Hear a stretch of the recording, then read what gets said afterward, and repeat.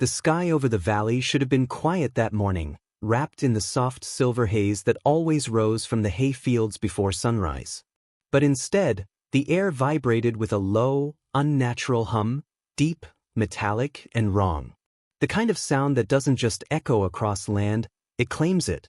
From a distance, the farm looked peaceful, but as the fog thinned, the violation revealed itself. A strip of black asphalt carved straight through the heart of the property, slicing across fertile soil like an open wound. Fresh tire marks streaked across the surface, and lines of bright reflective paint glared like taunts against the earth they had stolen. The farm hadn't changed hands. No deed had transferred. No permission had been given. Yet a runway, an entire private airstrip, had appeared overnight, like a trespass made of concrete and arrogance. The HOA, nestled miles away in a gated neighborhood built on entitlement and generational comfort, had decided the land was theirs to use. Not to ask for. Not to negotiate over. Simply to take. As if the boundaries of ownership dissolved the moment they needed convenience. As if the farmer's silence was automatic consent. But the runway wasn't the only thing wrong. Not that morning. The scent of burned plastic lingered in the air, mixed with scorched grass, a silent testament to the machines that had worked under the cover of darkness. The soil near the edges was crushed by heavy equipment tires, and deep gouges in the earth looked like claw marks left by something ravenous and cold. The fog curled around the edges of the runway, rising in thin, ghost-like strands, giving the desecrated ground an eerie, cinematic stillness. In the distance, a tower of birds spiraled upward, disturbed from their roosts by whatever chaos had taken place hours earlier. Yet the strangest part wasn't what was added to the land, it was what was missing. Half the fences had been removed with surgical precision. Motion sensors installed by the farmer were ripped out, the wires still dangling from broken posts. Even the old oak tree at the property line, the one that had stood for generations, leaned unnaturally, as though a heavy machine had bumped it and left it to die slowly. Every detail told the same story. This wasn't an accident. This wasn't miscommunication. It was an invasion disguised as progress, carried out by people who believed their status placed them above consequence. And the HOA believed they had chosen the perfect victim, a solitary farmer, too quiet, too humble, too unconnected to fight back. Someone they assumed held no influence, no protection, no leverage. Someone whose roots in the land were deep but whose voice, they thought, was shallow. They didn't know the truth. They didn't know the history. They didn't know the man. Because the farmer they stole from was more than a landowner. More than a quiet neighbor. More than a name on a deed. He was the director of the Federal Aviation Administration. And while the HOA had built a runway through his farm, they had also built their own downfall. Hit subscribe, watch till the end. The valley awakened slowly after the discovery of the runway, but the land carried memories far older than the invasion carved across its surface. The farm had belonged to the same family for over a century, weathering storms of drought, discrimination, and the silent weight of being the only black-owned property within miles of a region built on exclusion. Each generation had protected the soil with quiet resilience, knowing that ownership of land was more than wealth. It was defiance, legacy, and survival forged through years when neighbors looked with suspicion instead of acceptance. The current steward of the land had lived through those lingering shadows. Even as he rose to lead the Federal Aviation Administration, he kept his roots firmly planted in the earth that shaped him.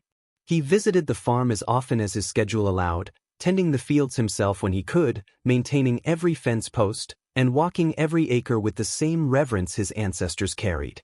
The land grounded him, reminding him of the sacrifices hidden beneath its surface, names that history never recorded, struggles never written, victories earned quietly. But the gated neighborhood built near the valley never saw the farm as heritage. Over time, the HOA grew bolder, their decisions shaped by entitlement, their concerns whispered in community meetings where convenience overshadowed respect. They saw the open fields as a blank slate for their ambitions. Their planes needed a landing space. Their wealthy residents demanded easy access. Their vision ignored the reality that the land they coveted was occupied, sacred, and legally protected. In recent months, the HOA had increased its pressure. Letters arrived filled with condescension cloaked as courtesy. Complaints about the unsightly rural view circulated among committee members. They labeled the land outdated, underused, a barrier to progress. What began as subtle disrespect deepened into passive exclusion, side glances, ignored greetings, meetings held without notice, decisions made with the quiet assumption that their priorities mattered more than the farmers' rights. And beneath their actions was something older than arrogance, an unspoken belief that the lone black landowner in their vicinity would eventually surrender, bend, or be pushed aside. But the farm stood firm. And after the runway appeared, the whispers of prejudice that once drifted in the background were about to become thunder. The HOA had crossed a line from entitlement into violation, unaware that the man whose land they trespassed held the authority, knowledge, and power to dismantle everything they had built. They had ignited a silent storm. And the land, for the first time in a long time, was ready to roar back. The days that followed the discovery of the runway took on an eerie stillness, as if the land itself was holding its breath. The farmer moved through the fields with quiet calculation, mapping every inch of damage, tracing the tire marks, and photographing the scars gouged into soil that had been nurtured through generations. Each new detail revealed the same truth. The construction had been rushed, concealed, and protected by the privilege of those who believed consequences were reserved for others. Heavy machinery had crossed boundaries without hesitation. Work lights had burned through the night. Contractors had operated under the assumption that no one would question the legitimacy of their orders. As the investigation deepened, the farmer uncovered layers of intention the HOA had tried to bury. Permits forged through loopholes. Applications submitted on behalf of entities that did not exist. Environmental impact assessments conveniently omitted. And most telling of all, meeting notes that revealed the quiet nature of their prejudice, not through overt language, but through repeated insistence that the farm was unproductive, poorly maintained, and better utilized by the community. Those coded words, polished with civility, carried decades of history behind them. They were phrases used to justify displacement, to diminish the value of black-owned land, to create policies that appeared neutral while functioning as barriers. Neighbors from the gated community drove past the farm with forced indifference, their glances sharp with discomfort. Some avoided eye contact altogether, unwilling to confront what had been done. Others watched with subtle defiance, their stares lingering just long enough to convey a message. They believed they still held the upper hand. In their world, influence came from money, connections, and the power of collective decision-making. They had never imagined that the one man they underestimated carried authority that extended far beyond local politics. Meanwhile, regional aviation chatter grew restless. Pilots whispered about a sudden, unauthorized runway appearing in a quiet valley. Local officials sensed tension but hesitated to intervene, unsure how to navigate the conflict between a wealthy HOA and a federal agency. The HOA board continued to act with practiced certainty, assuming that their status insulated them. They organized community gatherings to celebrate what they called their progress, even as the land they stole lay cracked and bleeding beneath their celebratory banners. The farmer observed all of it with unwavering calm. He understood systems, how they were built, how they operated, and how they collapsed. He had spent years dismantling aviation threats larger than any neighborhood dispute. He knew the weight of regulations, the power of federal oversight, and the irreversible consequences of violating aviation law. And he knew the HOA, in their arrogance, had triggered every one of those consequences. Late one evening, the valley shifted. The wind carried the faint whine of distant engines, not from private planes, but from government aircraft conducting overhead surveys. The ground teams arrived without warning, their presence silent but authoritative. They marked off the illegal runway, documented every structural flaw, and evaluated the environmental damage caused by its sudden construction. With each passing hour, the HOA's creation transformed from a symbol of control into an indictment of their misconduct. Residents who once walked their streets with confidence began to feel the tremors of uncertainty. Rumors circulated through kitchen windows and backyard gatherings. Some feared fines. Others feared investigations. But beneath their concerns was a deeper unease. an awareness that their actions had awakened a force they never anticipated: accountability. And the farmer continued his quiet steps across the land, each one measured, each one rooted in history, each one preparing for the inevitable moment when the facade of entitlement surrounding the HOA would finally fracture. The storm was no longer approaching. It was unfolding.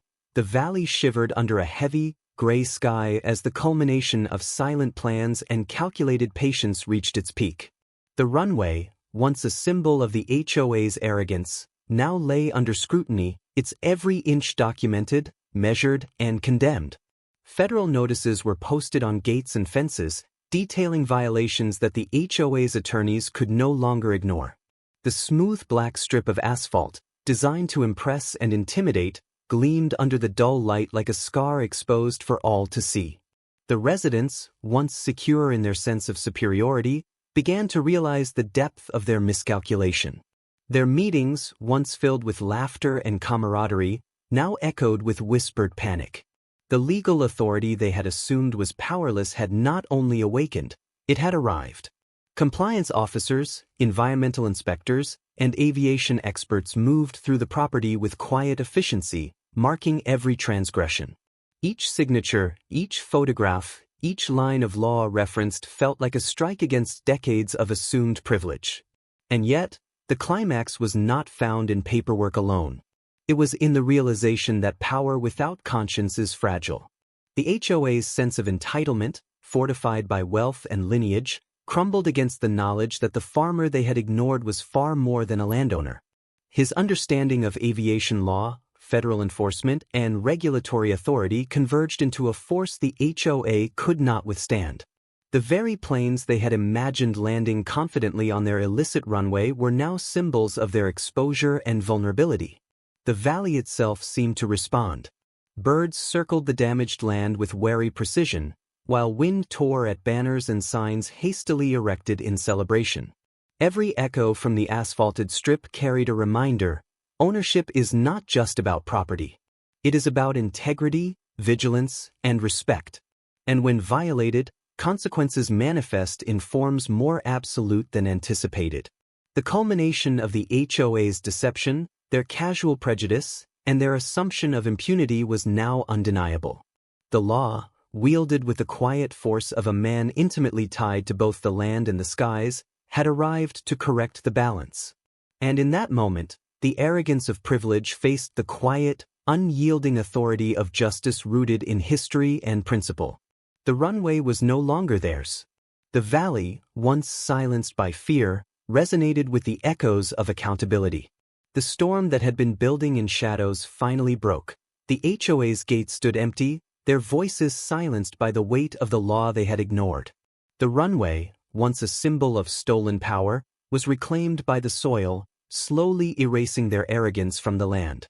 The farmer walked the fields, each step a testament to resilience, heritage, and the quiet authority that comes from true mastery. Privilege had faltered, justice had prevailed. The valley breathed again, alive with history, strength, and dignity. And in the silence, one question lingered in the wind, carrying through every field and forest: who really holds the power when the law meets truth? The HOA's gates remained closed, their authority dissolved under the weight of law and truth. The runway, a scar of arrogance, crumbled, reclaimed slowly by the soil and the roots of generations. The farmer walked each field with quiet triumph, every step a reminder that heritage and vigilance outweigh entitlement. The valley, once tense with fear and violation, exhaled, alive with resilience, justice, and dignity restored. Privilege had faltered. Systems of power had been tested and found fragile. And in the soft whisper of the wind, the land posed a question impossible to ignore: who truly wields power when history and truth converge?